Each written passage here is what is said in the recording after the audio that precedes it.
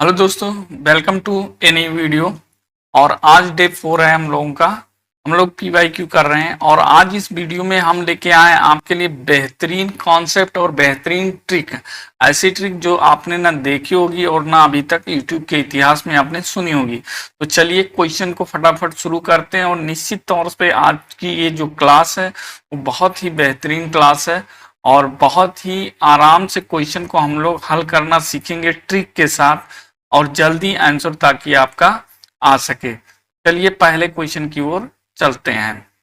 पहला क्वेश्चन है, mister Mike borrowed RS 8500 at 4% per annum compound interest. The compound interest compounded annually for 2 years is. कह रहा है कि मिस्टर माइक हैं जिन्होंने कितना रुपया 8,500 रुपया लिया चक्रवृद्धि ब्याज की दर से। दर क्या है, आपका जो रेट है वो कितना है, 4% है। और 2 वर्ष बाद उनका CI आपको निकालना है, यानी कि कंपाउंड इंटरेस्ट निकालना है आपको 2 वर्ष बाद। देखिए इस क्वेश्चन में इतनी जबरदस्त तरीके से हम लोग करेंगे कि क्वेश्चन तुरंत आएगा। देखिए जो हमारा रेट है वो 4% है और 4% इस वर्ष भी है, 4% अगले वर्ष भी है, तो 2 वर्ष के लिए 4% लग रहा है। इसको क्या कहते हैं आप लोग, सक्सेसिव इंटरेस्ट कहते हैं। सक्सेसिव इंटरेस्ट यानी कि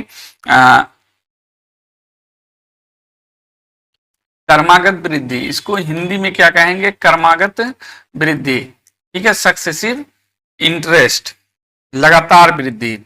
तो सक्सेसिव इंटरेस्ट अगर 4% 2 बार लग रहा है, ठीक, तो इसको हम इक्वल बना लेंगे कि 4% 2 बार लग रहा तो एक बार में लगेगा तो कितना लगेगा। तो देखिए अगर A% और ये B% है और वृद्धि लगातार हो रही है, तो इसका जो एकल वृद्धि अगर देखेंगे तो A + B और प्लस AB अपान 100, ये इतना परसेंट होता है।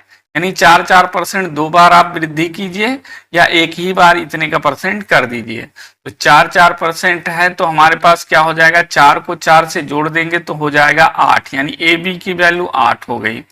प्लस 4 में 4 का गुणा करेंगे तो 16/100 करेंगे, यानी कि हमारा 8.16। 16 को अगर 100 से मल्टीप्लाई करेंगे तो 0.16 इतना परसेंट, यानी 4% 2 बार जो लग रहा है वो अगर एक बार में लगे तो 8.16% हो जाएगा। अब देखिए 8500 रुपये है और 8500 रुपये का 8.16% हमें निकालना है। यही हमारा क्या हो जाएगा, CI हो जाएगा। CI कितना हो जाएगा, 8500 रुपये का 8.16%। परसेंट है इसलिए 100 से हमने भाग किया। अब इसको हमने काट दिया 2 जीरो से, हमारा जो आएगा आंसर 8.16 इंटू 85 आ जाएगा। अब इसका गुणा करना भी हम आप लोगों को बता देते हैं। देखिए पहले इसका गुणा कीजिए, 5 का 6 में गुणा करेंगे 30 आएगा, 30 के 0 लिख देंगे और हासिल हमारे पास बचा 3। फिर 5 का गुणा हम 1 में करेंगे, 5 1 में 5 और 8 का गुणा 6 में करेंगे, 8 6 48, 48 और 5 कितना हो गया आपका 48 और 5 53, 48 और 5 53, 53 और 3 ये हमारे पास था। हासिल जो बचा था 53 और 3 कितना हो गया 56, 56 के 6 हो जाएगा और हासिल इस बार कितना बचा 5 बचा। उसके बाद देखिए इसका गुणा इससे करेंगे, 5 अट्ठे 40 और 8 का गुणा 1 में करेंगे, 8 1 में 8, 40 और 8 कितना हो गया 48 और 5 53, 53 के 3 और दोबारा 5 कैरी आ जाएगा। फिर अब बचा है ये 8, 8 का गुणा 8 से करेंगे 64, 64 और 5 हो जाएगा 69, 69 हो गया। 2 अंक पे दशमलव लगा तो 2 अंक पे आप दशमलव लगा दीजिए, तो आपका जो ब्याज आ जाएगा 693.60। यही आपका करेक्ट आंसर होगा जो कि ऑप्शन बी में आपको दिख रहा है। ऑप्शन बी इसका सही जवाब, सॉरी ऑप्शन बी नहीं, ऑप्शन डी इसका सही जवाब हो जाएगा। 693.6 ये आपका सही जवाब हो जाएगा। नेक्स्ट क्वेश्चन पे चलते हैं। ऐसे ही धमाकेदार ट्रिक के साथ हम लोग काम करेंगे। देखिए 210 को 2:3:4:5 के अनुपात में डिवाइड करना है, तो इसकी मात्राएं कितनी होंगी? तो देखिए 2:3:4:5 है इस तरह से। तो अगर संख्या हम लिखना चाहेंगे तो 2x plus 3x plus 4x और प्लस 5x, इसको हम बराबर कर देंगे किसके? हमारे 210 के। तो देखिए 2 3 5 4 9 और 5 14, 14x बराबर 210 हो गया हमारे पास। ये संख्याएं हो जाएंगी, दो सब में x से गुणा कर देंगे तो ये हमारी संख्याएं हो जाएंगी। ठीक है, क्या हो जाएंगी? संख्याएं हो जाएंगी। अब 14 से काटिए, 14 1 14 और 7 21 70, 14 पंचे 70, x की वैल्यू कितनी आ गई? 15। अब संख्याएं जो हो जाएंगी, तो पहली जो संख्या 2x थी, 2x, अब इसमें 15 से आप गुणा करेंगे तो ये 30 हो जाएगी, इसमें 15 से गुणा करेंगे 45 हो जाएगी, इसमें 15 से गुणा करेंगे 60 हो जाएगी और 15 से गुणा करेंगे तो 75 हो जाएगी। यानी 30 45 60 75 ये हमारा सही आंसर हो जाएगा, जो कि ऑप्शन बी फॉर बैंगलोर में आपको आंसर दिख रहा होगा। तो दोस्तों अभी तक वीडियो देख रहे हैं तो आप लाइक कीजिए वीडियो को, और चैनल पे अगर नए हैं तो चैनल को जरूर सब्सक्राइब कर दीजिए, ताकि हमारा भी थोड़ा सा मोटिवेशन बना रहे और हम भी आपके लिए बेहतर काम कर सकें। नेक्स्ट क्वेश्चन पे आते हैं। देखिए इसका बहुलक निकालना। बहुलक में, बहुलक का मतलब कि वो संख्या जो सबसे अधिक बार आई है। तो इसमें अगर डाटा देखिए छोटा है तो इसमें हम देख सकते हैं कि 1 2 बार आया और 9 3 बार आया, यानी कि 9 इसका क्या हो जाएगा? बहुलक हो जाएगा। लेकिन अगर डाटा बड़ा रहे तो आपके लिए मैं कहूँगा इन संख्याओं को आरोही या अवरोही क्रम में आप व्यवस्थित कर लीजिए, ताकि आंसर निकालने में कोई दिक्कत ना हो, नहीं तो कंफ्यूजन में कभी कभी आंसर गलत भी हो जाता है। तो यहाँ पर तो खैर डाटा छोटा है तो हमको दिख रहा है कि 9 3 बार आया है, 1 2 बार आया और बाकी सब संख्याएं 1 1 बार आई हैं। तो इसलिए जितनी अधिक बार 9 आया है तो 9 इसका क्या हो जाएगा? बहुलक हो जाएगा। ऐसे कुछ क्वेश्चन टाइम पास के लिए बोर्ड में आ जाते हैं। देखिए ये भी बहुत आसान सवाल है और इसका तो आप लोग उपयोग शुरुआत से ही करते रहे होंगे, आप भी अंक पाते होंगे तो अपना प्रतिशत निकालते होंगे। एक कक्षा परीक्षण में एक विद्यार्थी ने 25 में से 22 नंबर प्राप्त किए। 22 नंबर प्राप्त किए कितने? 25 में से। विद्यार्थी के अंकों का प्रतिशत में बदलना है इसको, तो 100 से गुणा कर देंगे। 25 चौक का 100 और 22 चौक का 88, इतना परसेंट उसको प्राप्त हुए, 88% उसका रिजल्ट आया। और इतना हम लोगों का रिजल्ट आ जाएगा तो आप लोग क्या होगा? निकल जाएंगे। देखिए इसको अरेंज करना है डिसेंडिंग ऑर्डर में, डिसेंडिंग ऑर्डर में इसको अरेंज करना है। तो देखिए बहुत आराम से और बिल्कुल जल्दबाजी में भी रहेंगे और आराम से भी रहेंगे, ताकि आराम से इसलिए रहेंगे कि क्वेश्चन गलत ना हो, आंसर गलत ना हो। जल्दबाजी में इसलिए रहेंगे क्योंकि टाइम कम होता है। अब इन सब को हमें अंडर रूट के अंदर ले जाना है। तो देखिए 3 को अगर अंडर रूट के अंदर ले जाएंगे ना तो स्क्वायर में जाएगा। तो अंडर रूट क्या हो जाएगा? 3 का स्क्वायर 9, 9 पचे क्या हो जाएगा? 45, ये हो गया। 2 को अंदर ले जाएंगे तो स्क्वायर में बन के जाएगा। तो 2 दूना 4, 4 अट्ठे 32 हो जाएगा और 4 चौका 16 छक्के 96 हो जाएगा। अब देखिए इसमें बड़ा कौन है? घटते क्रम में लिखना है, यानी बड़ा सबसे बड़ा ये है। तो सबसे पहले ये आएगा, फिर ये आएगा और फिर ये आएगा। पहले ये आएगा, फिर ये आएगा और फिर ये आएगा। घटते क्रम में अगर लिखने हैं तो अंडर रूट 96 यानी 4 रूट 6 पहले आ रहा है, 4 रूट 6 और उसके बाद 3 रूट 5 और फिर 2 रूट 8। यही वाला ऑप्शन क्या हो जाएगा? हमारा बिल्कुल सही जवाब हो जाएगा। नेक्स्ट क्वेश्चन पे चलते हैं। अब देखिए शांत किसका प्रसार, जो दशमलव प्रसार हो वो शांत है। शांत का मतलब होता है कि जैसे कट जाए, शेषफल ना बचे कुछ, ठीक, दशमलव के कुछ अंकों बाद भी कट जाए, बार बार संख्या रिपीट ना हो, ऐसा ना हो कि कटे। जैसे 3/7, अब ये क्या है? ये अशांत है। क्यों? क्योंकि 7 चौक 28, 2 30, 20 हो गया।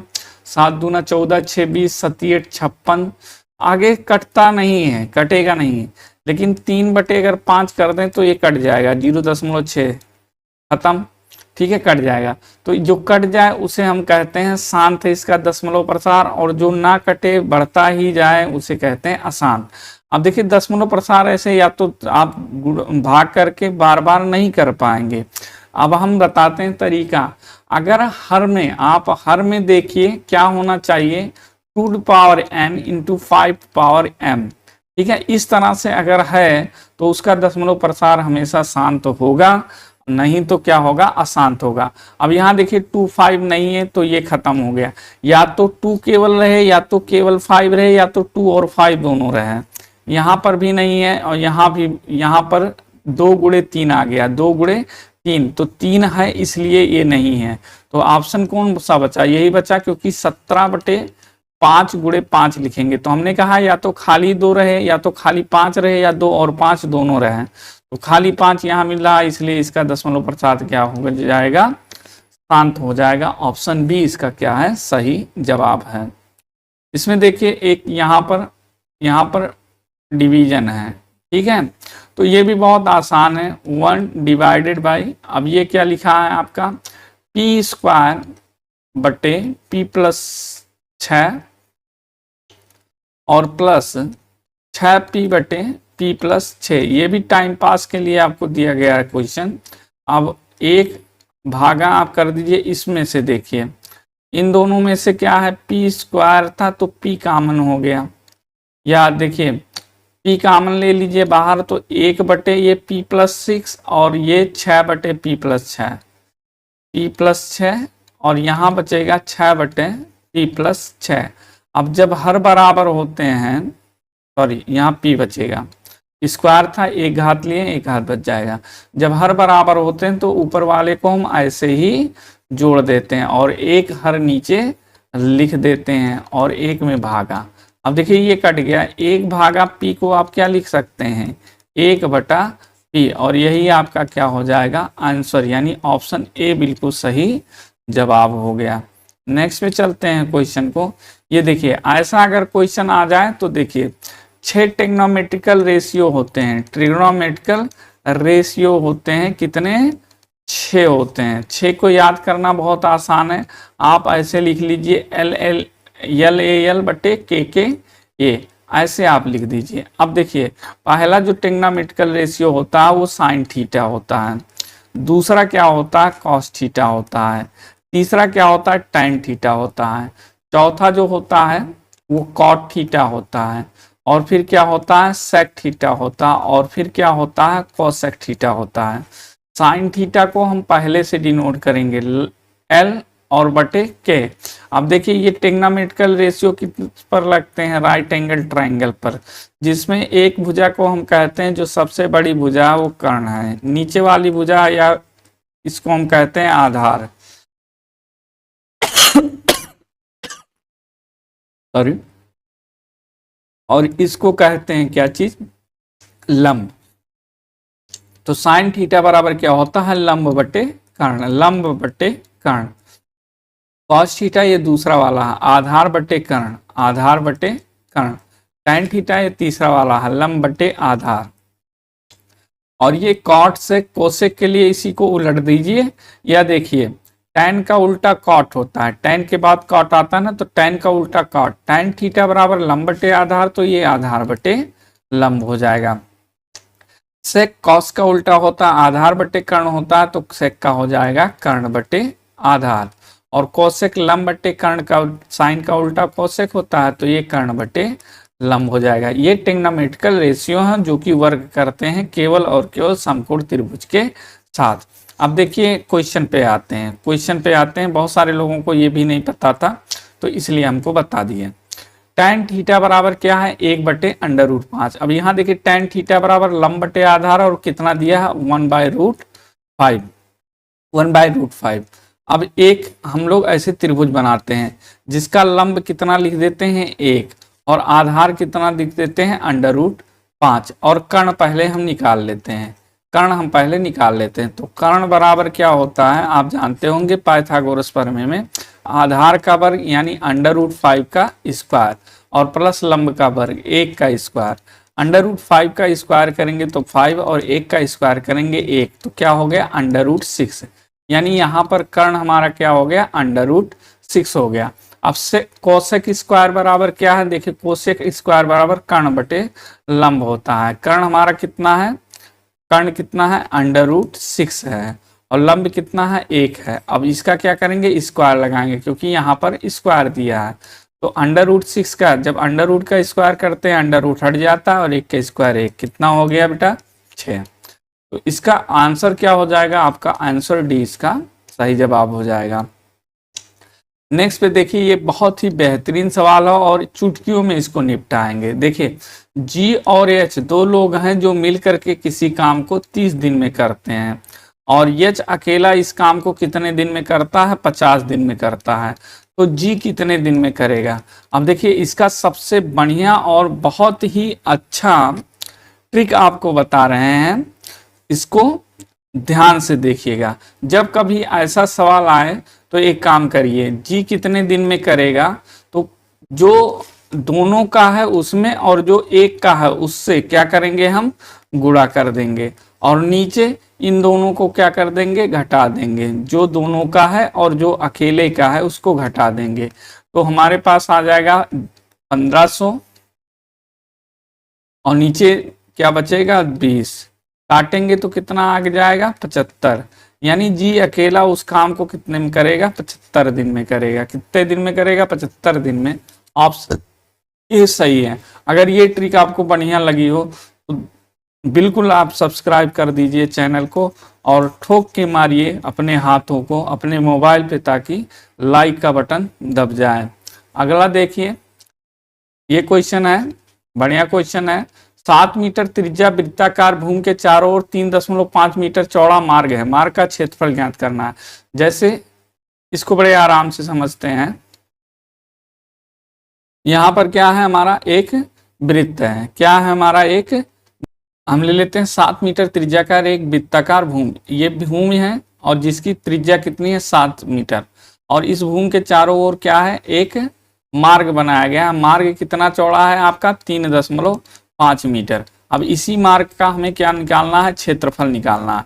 इसी मार्ग का हमें क्या निकालना है क्षेत्रफल निकालना है। तो देखिए यहाँ से यहाँ तक 7 मीटर है और यहाँ से यहाँ तक कितना हो जाएगा 7 और प्लस 3.5 यानी 10.5 हो जाएगा। कितना हो जाएगा 10.5। यानी यहाँ से यहाँ तक पूरा का रेडियस कितना है 10.5 और इस अंदर वाले का कितना है 7 मीटर। अब अगर इसका क्षेत्रफल हमें निकालना है तो पूरे में से इस अंदर वाले के क्षेत्रफल को क्या करना होगा घटाना होगा। पूरे में से यानी इस पूरे में से हमें इस अंदर वाले क्षेत्रफल को घटाना होगा। तो वृत्त का जो क्षेत्रफल का फार्मूला होता है, वृत्त का क्षेत्रफल का जो फार्मूला होता है वो होता है पाई आर स्क्वायर। और इस तरह से क्वेश्चन, अब मान लीजिए ये जो है अंदर वाले का त्रिज्या कितनी है स्मॉल आर और बाहर वाले की त्रिज्या कितना है कैपिटल आर। तो जो क्षेत्रफल होगा वो होगा पाई आर स्क्वायर और माइनस स्मॉल आर स्क्वायर। ठीक, इसी पे लगा देते हैं हम 22/7 पाई का वैल्यू लिखना है और R square minus R square. तो A square minus B square का फार्मूला आप जानते हैं क्या होता है, एक बार प्लस कर दीजिए और एक बार माइनस करके दोनों का गुणा कर दीजिए। तो प्लस करेंगे अगर हम 7 और 3.5 हमारे पास कितना आ गया 10.5 और फिर अगर घटाएंगे हम 3.5 तो 7 में से अगर 4 घटाएंगे 3 बचेगा और 3.5 ये हो गया 3 दशमलव क्या हो गया 5 हो गया। इसको अगर हम काटेंगे तो 0.5 आएगा। 7 बचे 35। तो कुल मिला जुला के हमारे पास कितना बचेगा 22 पंचे कितना हो जाएगा 120 यानी 12। 5 दूना 10 0 1 बचेगा। 5 दूना 10 और 1 11। ठीक है 11 और 10.5 गुणा करिए 11 पचे 55 5 हो गया और 11 0 0 5 हो गया और 11 1 11 और एक अंक पे दशमलव 115.5 15.5 स्क्वायर मीटर आएगा। और जहाँ तक है कि ऑप्शन में है नहीं तो ऑप्शन में गलती हो सकती है। आंसर हमारा 115.5 ही आएगा। नेक्स्ट पे चलते हैं। देखिए चतुर्थ अनुपात पूछ रहा, 3 संख्या अगर ए बी और सी दिया है, इसका चतुर्थ अनुपात ही पूछना, अगर पूछा जा रहा है आपसे तो क्या हो जाएगा, चतुर्थ अनुपाती। ठीक है, चतुर्थ अनुपाती जो हो जाएगा वो बी सी अपान क्या हो जाएगा, ए, क्या होगा, बी सी अपान ए। अगर ए बी सी 3 संख्या है तो इसका चतुर्थ अनुपाती क्या हो जाएगा, बी सी अपान ए हो जाएगा। अब देखो बी क्या है, ये है बी, ये है ए, ये है बी और ये है सी। तो बी सी अगर आप करेंगे तो कितना हो जाएगा, 6 गुणे 28 और ए कितना है 14, 14 दूना 28, 2 छक्के 12। तो चतुर्थ अनुपाती कितना आ गया आपका 12। तो चतुर्थ अनुपाती हो जाएगा 12, ऑप्शन ए की क्या हो जाएगा, सही हो जाएगा। अब देखिए ये भी बहुत बेहतरीन सा सवाल है। किसी जमा राशि पर 8% प्रतिवार्षिक दर से 8 वर्ष का साधारण ब्याज इतना है, उसी राशि पर इस दर के चौथाई दर से 2 वर्ष का चक्रवृद्धि ब्याज क्या होगा। तो पहले हम दर निकालते हैं। देखिए साधारण ब्याज हमारे पास कितना है 16,000।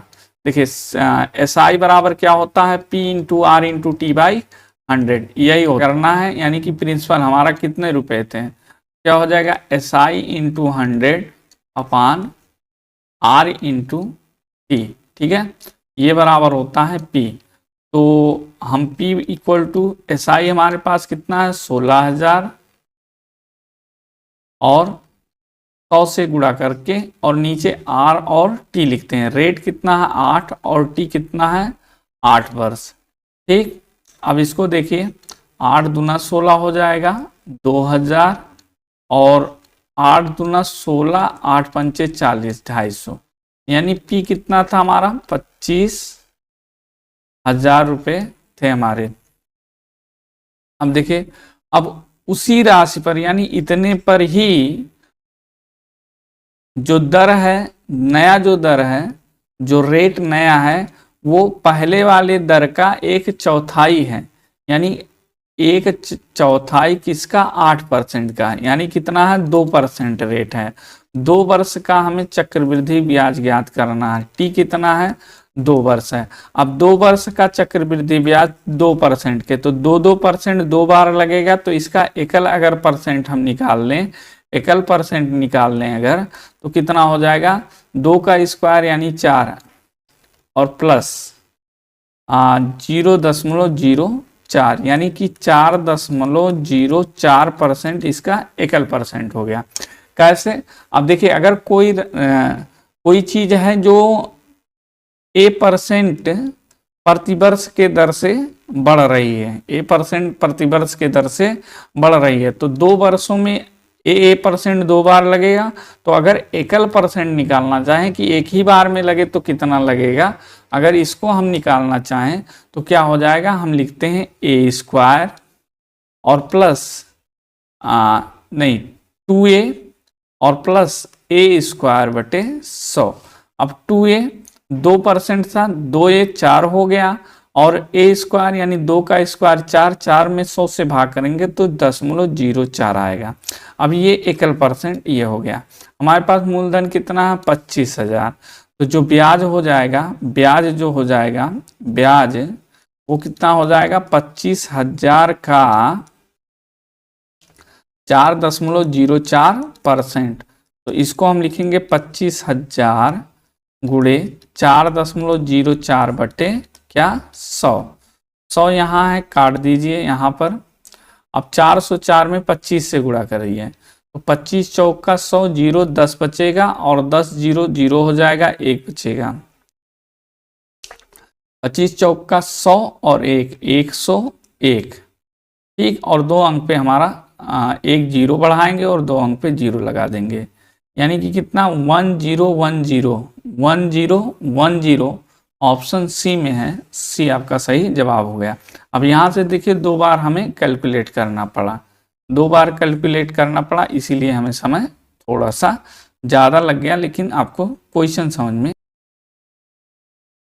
अब ये देखिए बहुत बेहतरीन सा सवाल है। यहाँ पर एग्जामिनर आपसे खेल रहा है, कोई धनराशि 8% प्रतिवार्षिक चक्रवृद्धि ब्याज दर से जमा की जाती है। पहले वर्ष का ब्याज 72 है तो दूसरे वर्ष का ब्याज क्या होगा। अब देखिए मान लीजिए कि 100 रुपये आप जमा कर रहे हैं, पहले वर्ष का ब्याज 72 रुपये है, ठीक है। तो पहले वर्ष दूसरे वर्ष पे कितने, दूसरे वर्ष पे जो ब्याज लगेगा वो इस 100 रुपये पे लगेगा और इस 72 रुपये पे लगेगा।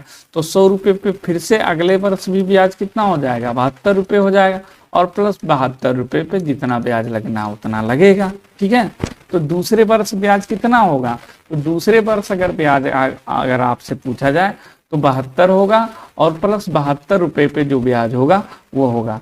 तो दूसरे वर्ष का ब्याज भैया 72 हो गया, और 8% का ब्याज लग रहा, तो 72 रुपये पे 8% आप निकाल लीजिए तो कितना हो जाएगा, 72 गुणे 8 बटे कितना हो गया, 100। इस तरह से एग्जामिनर खेलता है आपके साथ। 25 चौका 100, 4 दूना 8, ठीक, कितना हो गया 4 और 2 सते 14, 144 बटे 25।